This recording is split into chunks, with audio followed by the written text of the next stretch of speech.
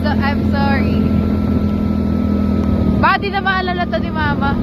Di na maalala ni Mama yung ibang lugar. Dito pa rin sa 7-Eleven yung James.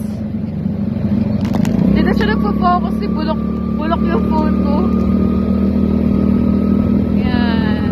Papuntang Palumban. Pwede ko din na maalala ni Mama to. Kasi ang dami ng bago eh.